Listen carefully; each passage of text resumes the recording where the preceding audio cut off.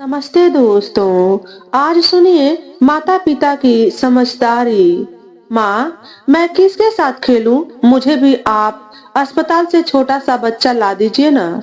आप तो अपने काम में लगी रहती हैं और मैं अकेले अकेले खेलता हूँ। कृपया ला दीजिए ना। मुझे अकेले खेलना अच्छा नहीं लगता है। अपने 4 वर्षीय पुत्र अंचल की यह फरमाइश सुनकर मैं धीरे से मुस्कुरा दी थी और अपने हाथ की पत्रिका को एक किनारे रखते हुए उसके गाल पर एक पप्पी ले ली थी। थोड़ी देर बाद मैंने उसे गोद में बैठा लिया और बोली, अच्छा, मेरे राजा बेटे को बच्चा चाहिए अपने साथ खेलने के लिए। हम तुम्हें 7 महीने बाद छोटा सा बच्चा ला कर देंगे। अब तो खुश हो? अंचल ने खुश होकर मेरे दोनों गालों के तड़ातड़ कई चुंबन ले डाले व संतुष्ट होकर गोद से उतरकर पुनः अपनी कार से खेलने लगा था। शीघ्र ही उसने एक नया प्रश्न मेरी ओर उछाल दिया। माँ, जो बच्चा आप अस्पताल से लाएंगी वह मेरी तरह लड़का होगा या आपकी तरह लड़की? मैंने हंसते हुए जवाब दिया, बेटे, यह तो मैं नहीं जानती। जो डॉक्टर देंगे हम ले लेंगे। परंतु तुमसे एक बात अवश्य कहनी है कि वह लड़का हो या लड़की, तुम उसे खूब प्यार करोगे। उसे मारोगे तो नहीं ना? नहीं माँ, मैं उसे बहुत प्यार करूंगा। अंचल पूर्ण रूप से संतुष्ट होकर खेल में जुट गया। पर मेरे मन में विचारों का बवंडर उठने लगा था। वैसे भी उन दिनों दिमाग हर वक्त कुछ न कुछ सोचता ही रहता था। ऊपर से तबीयत भी ठीक नहीं रहती थी। अंचल ऑपरेशन से हुआ था, अतः डॉक्टर और भी सावधानी बरतने को कह रहे थे। माँ को मैंने पत्र लिख दिया था क्योंकि इंग्लैंड में भला मेरी देखभाल करने वाला कौन था। पति के सभी मित्रों की पत्नियां नौकरी और व्यापार में व्यस्त थी। घबराकर मैंने माँ को अपनी स्थिति से अवगत करा दिया था। माँ का पत्र आया था कि वह 2 माह बाद आ जाएंगी। तब कहीं जाकर मैं संतुष्ट हुई थी। उस दिन शाम को जब मेरे पति ऐश्वर्य घर आए तो अंचल दौड़कर उनकी गोद में चढ़ गया और बोला, पिताजी, पिताजी, माँ मेरे लिए एक छोटा सा बच्चा लाएंगी। मजा आएगा ना? ऐश्वर्य ने हंसते हुए कहा, हाँ हाँ, तुम उससे खूब खेलना, पर देखो लड़ाई मत करना। अंचल सिर हिलाते हुए नीचे उतर गया था। मैंने चाय मेज पर लगा दी थी। ऐश्वर्य ने पूछा, कैसी तबीयत है सर्वदा? मैंने कहा, सारा दिन सुस्ती छाई रहती है, कुछ खा भी नहीं पाती हूँ ठीक से, उल्टी हो जाती है। ऐसा लगता है कि किसी तरह 7 माह बीत जाए तो मुझे नया जन्म मिले। ऐश्वर्य बोले, देखो सर्वदा, तुम 7 माह की चिंता न करके बस डॉक्टर के बताए निर्देशों का पालन करती जाओ। डॉक्टर ने कहा है कि तीसरा माह खत्म होते होते उल्टियां कम होने लगेंगी, पर कोई दवा वगैरह मत खाना। 2 माह के पश्चात भारत से मेरी माँ आ गई थी। उस समय मुझे 5वां माह लगा ही था। माँ को देखकर लगा था जैसे मुझे सभी शारीरिक व मानसिक तकलीफों से छुटकारा मिलने जा रहा हो। अंचल ने दौड़कर नानी जी की उंगली पकड़ ली थी। वह ऐश्वर्य ने उनके सामान की ट्रॉली। मैं खूब खुश रहती थी, माँ से खूब बतियाती। मेरी उल्टियां भी बंद हो चली थी। मेरे मन की सारी उलझने माँ के आ जाने मात्र से ही मिट गई थी। मैं हर माह जांच हेतु क्लिनिक भी जाती थी। इस प्रकार देखते देखते समय व्यतीत होता चला गया। मैंने इंग्लैंड के कुशल डॉक्टरों के निर्देशन व सहयोग से एक बच्ची को जन्म दिया और सबसे खुशी की बात तो यह थी कि इस बार ऑपरेशन की आवश्यकता नहीं पड़ी थी। बच्ची का नाम माँ ने अभिलाषा रखा। वह बहुत खुश दिखाई दे रही थी क्योंकि उनकी कोई नातिन अभी तक न थी। मेरी बहन के 2 पुत्र थे, अतः माँ का उल्लास देखने योग्य था। छोटी सी गुड़िया को नर्स ने सफेद गाउन, मोजे, टोपा व दस्ताने पहना दिए थे। तभी अंचल ने कहा, माँ, मैं बच्ची को गोद में ले लूं? मैंने अंचल को पलंग पर बैठा दिया। वह बच्ची को उसकी गोद में लिटा दिया। अंचल के चेहरे के भाव देखने लायक थे। उसे तो मानो जमाने भर की खुशियां मिल गई थी। खुशी उसके चेहरे से छलकी जा रही थी। यही हाल ऐश्वर्य का भी था। तभी नर्स ने आकर बतलाया कि मिलने का समय समाप्त हो चुका है। उसी नर्स ने अंचल से पूछा, क्या मैं तुम्हारा बच्चा ले सकती हूँ? अंचल ने हड़बड़ाकर न में सिर हिला दिया। हम सब हंसने लगे। जब सब लोग घर चले गए तो मैं बिस्तर में सोई नन्ही प्यारी सी अभिलाषा को देखने लगी, जो मेरे व मेरे परिवार वालों की अभिलाषा को पूर्ण करती हुई इस दुनिया में आ गई थी। परंतु अब देखना यह था कि मेरे 4.5 वर्षीय पुत्र व इस बच्ची में कैसा तालमेल होता है। 5 दिन बाद जब मैं घर आई तो अंचल बड़ा खुश हुआ कि उसकी छोटी सी बहन अब सदा के लिए उसके पास आ गई है। बच्ची 2 माह की हुई तो माँ भारत वापस चली गई। उनके जाने से घर बिल्कुल सूना हो गया। इन देशों में बिना नौकरों के इतने काम करने पड़ते हैं कि मैं बच्ची व घर के कार्यों में मशीन की भांति जुटी रहती थी। देखते देखते अभिलाषा 8 माह की हो गई। अब तक तो अंचल उस पर अपना प्यार लुटाता रहा था, पर असली समस्या तब उत्पन्न हुई जब अभिलाषा ने घुटनों के बल रेंगना आरंभ किया। अब वह अंचल के खिलौनों तक आराम से पहुंच जाती थी। अपने रंगीन व आकर्षक खिलौनों व झुनझुनों को छोड़कर उसने भैया की एक कार को हाथ से पकड़ा ही था कि अंचल ने झपट कर उससे कार छीन ली, जिससे अभिलाषा के हाथ में खरोच आ गई। उस समय मैं वहीं बैठी बुनाई कर रही थी। मुझे क्रोध तो बहुत आया, पर स्वयं पर किसी तरह नियंत्रण किया। बाल मनोविज्ञान को ध्यान में रखते हुए मैंने अंचल को प्यार से समझाने की चेष्टा की। बेटे, अपनी छोटी बहन से इस तरह कोई चीज नहीं छीना करते। देखो, इसके हाथ में चोट लग गई। तुम इसके बड़े भाई हो। यह तुम्हारी चीजों से क्यों नहीं खेल सकती? तुम इसे प्यार करोगे तो यह भी तुम्हें प्यार करेगी। मेरे समझाने का प्रत्यक्ष असर थोड़ा ही दिखाई दिया और ऐसा प्रतीत हुआ जैसे 5.25 वर्षीय यह बालक स्वयं के अधिकार क्षेत्र में किसी और के प्रवेश की बात को हृदय से स्वीकार नहीं कर पा रहा है। मैं चुपचाप रसोई में चली गई। थोड़ी देर बाद जब मैं रसोई से बाहर आई तो देखा कि अंचल अभिलाषा को खा जाने वाली नजरों से घूर रहा था। शाम को ऐश्वर्य घर आए तो अंचल उनकी ओर रोज की भांति दौड़ा। वह उसे उठाना ही चाहते थे कि तभी घुटनों के बल रेंगती अभिलाषा ने अपने हाथ आगे बढ़ा दिए। ऐश्वर्य चाहते हुए भी स्वयं को रोक न सके और अंचल के सिर पर हाथ फेरते हुए अभिलाषा को उन्होंने गोद में उठा लिया। मैं यह सब देख रही थी, अतः झट अंचल को गोद में उठाकर पप्पी लेते हुए बोली, राजा बेटा मेरी गोद में आ जाएगा, है ना बेटे? तब मैंने अंचल की नजरों में निरीहता की भावना को मिटते हुए अनुभव किया। तभी भारत से माँ व भैया का पत्र आया, जिसमें हम दोनों पति पत्नी को यह विशेष हिदायत दी गई थी कि छोटी बच्ची को प्यार करते समय अंचल की उपेक्षा न होने पाए, वरना बचपन से ही उसके मन में अभिलाषा के प्रति द्वेष भाव पनप सकता है। इस बात को तो मैं पहले ही ध्यान में रखती थी और इस पत्र के पश्चात और भी चौकन्नी हो गई थी।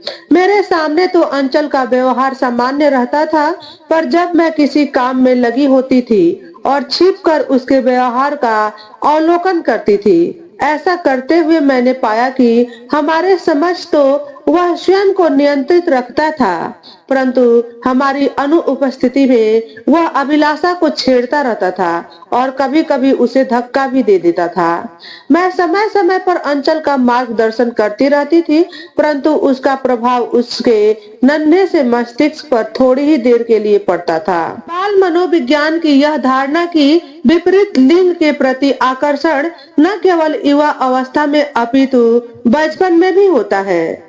अर्थात पुत्री पिता को अधिक प्यार करती है, वह पुत्र माता से अधिक जुड़ा होता है। मेरे घर में वास्तव में सही सिद्ध हो रही थी। एक दिन कार्यालय से लौटते समय ऐश्वर्य एक सुंदर सी गुड़िया लेते आए। अभिलाषा 10 माह की हो चुकी थी। गुड़िया देखकर वह ऐश्वर्य की ओर लपकी। मैंने फुसफुसाते हुए ऐश्वर से पूछा, अंचल के लिए कुछ नहीं लाए? उनके ना कहने पर मैं तो चुप हो गई, पर मैंने अंचल की आंखों में उपजे द्वेष भाव व पिता के प्रति क्रोध की चिंगारी स्पष्ट अनुभव कर ली थी। मैंने धीरे से उसका हाथ पकड़ा, रसोई की ओर ले जाते हुए उसे बताया, बेटे, मैंने आज तुम्हारे मनपसंद बेसन के लड्डू बनाए हैं, खाओगे ना? अंचल बोला, नहीं माँ, मेरा जरा भी मन नहीं है। पहले एक बात बताइए, आप जब भी हमें बाजार ले जाती हैं, तो मेरे व अभिलाषा दोनों के लिए खिलौने खरीदती हैं, पर पिताजी तो आज मेरे लिए कुछ भी नहीं लाए। ऐसा क्यों किया उन्होंने? क्या वह मुझे प्यार नहीं करते? जिस प्रश्न का मुझे डर था वही मेरे सामने था। मैंने उसे पुचकारते हुए कहा, नहीं बेटे, पिताजी तो तुम्हें बहुत प्यार करते हैं। उनके कार्यालय से आते समय बीच रास्ते में एक ऐसी दुकान पड़ती है जहाँ केवल गुड़िया ही बिकती हैं। इसीलिए उन्होंने एक गुड़िया खरीद ली। अब तुम्हारे लिए तो गुड़िया खरीदना बेकार था, क्योंकि तुम तो कारों से खेलना पसंद करते हो। पिछले सप्ताह उन्होंने तुम्हें एक रोबोट भी तो ला कर दिया था। तब अभिलाषा तो नहीं रोई थी। जाओ, पिताजी के पास जाकर उन्हें एक पप्पी दे दो, वह खुश हो जाएंगे। अंचल दौड़कर अपने पिताजी के पास चला गया। मैंने उसके मन में उठते हुए ईर्ष्या के अंकुर को कुछ हद तक दबा दिया था। वह अपनी ड्राइंग की कॉपी में कोई चित्र बनाने में व्यस्त हो गया था। कुछ दिन पहले ही उसने नर्सरी स्कूल जाना आरंभ किया था और यह उसके लिए अच्छा ही था। ऐश्वर्य को बाद में मैंने यह बात बतलाई तो उन्होंने भी अपनी गलती स्वीकार कर ली। इन दो छोटे छोटे बच्चों की छोटी छोटी लड़ाइयों को सुलझाते सुलझाते कभी कभी मैं स्वयं बड़ी अशांत हो जाती थी, क्योंकि हम उन दोनों को प्यार करते समय सदा ही एक संतुलन बनाए रखने की चेष्टा करते थे। अब तो 1 वर्षीय अभिलाषा भी द्वेष भावना से अप्रभावित न रह सकी थी। अंचल को जरा भी प्यार करो कि वह चीख चीख कर रोने लगती थी। अपनी गुड़िया को तो वह अंचल को हाथ भी न लगाने देती थी और इसी प्रकार वह अपने सभी खिलौने पहचानती थी। उसे समझाना अभी संभव भी न था, अतः मैं अंचल को ही प्यार से समझा दिया करती थी। मैं मारने का अस्त्र प्रयोग में नहीं लाना चाहती थी, क्योंकि मेरे विचार से इस अस्त्र का प्रयोग अधिक समय तक के लिए प्रभावी नहीं होता, जबकि प्यार से समझाने का प्रभाव अधिक समय तक रहता है। हम दोनों ही अपने प्यार व ममता की इस तुला को संतुलन की स्थिति में रखते थे। एक दिन अंचल की आंख में कुछ चुभ गया। वह उसे मसल रहा था और आंख लाल हो चुकी थी। तभी वह मेरे पास आया। उसकी दोनों आंखों से आंसू बह रहे थे। मैंने एक साफ रुमाल से अंचल की आंख को साफ करते हुए कहा, बेटे, तुम्हारी एक आंख में कुछ चुभ रहा था, पर तुम्हारी दूसरी आंख से आंसू क्यों बह रहे हैं? वह मासूमियत से बोला, माँ, है ना अजीब बात? पता नहीं ऐसा क्यों हो रहा है। मैंने उसे प्यार से समझाते हुए कहा, देखो बेटे, जिस तरह तुम्हारी एक आंख को कोई तकलीफ होती है तो दूसरी आंख भी रोने लगती है।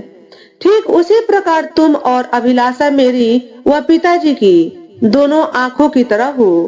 यदि तुम दोनों में से एक को तकलीफ होती हो तो दूसरे को तकलीफ होनी चाहिए।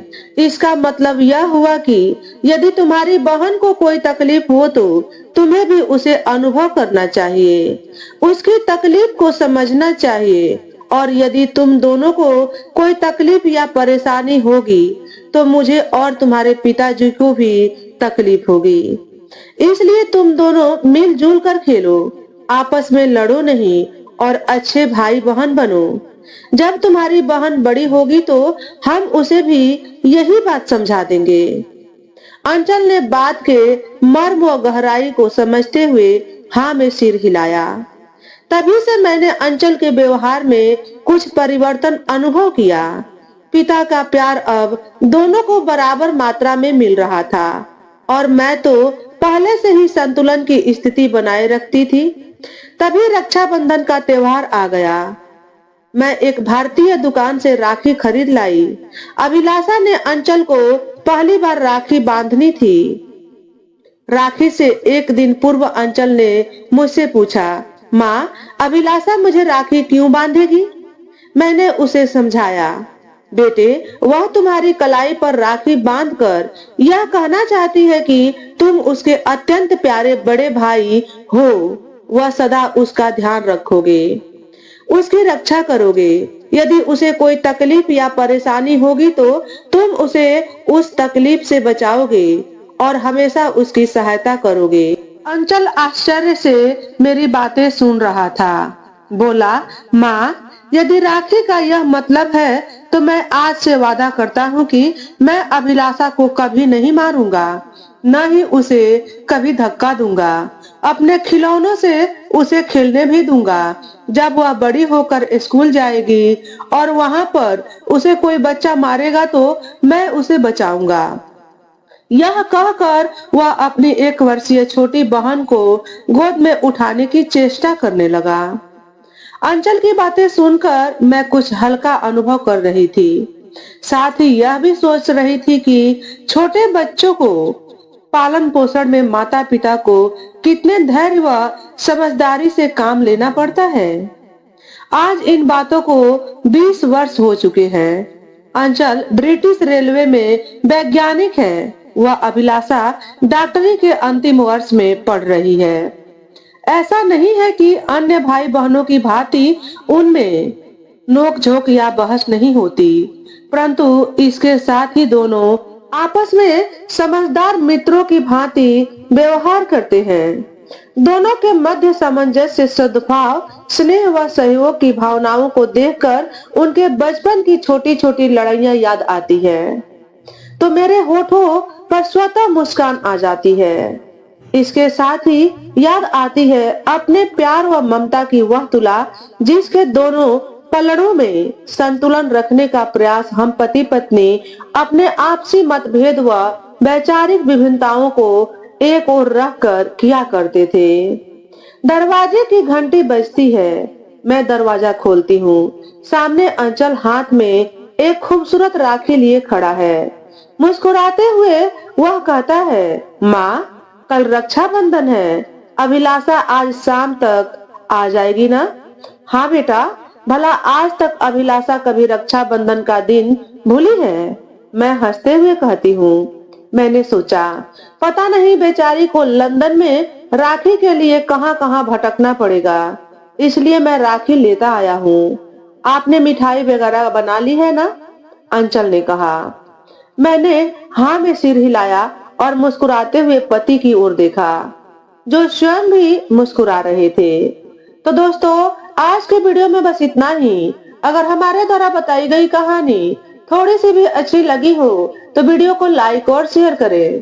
चैनल पर पहली बार आए हो तो चैनल को सब्सक्राइब करके बेल नोटिफिकेशन को ऑल पर सेट कर ले, ताकि आपको ऐसे ही अच्छे अच्छे वीडियो देखने को मिले।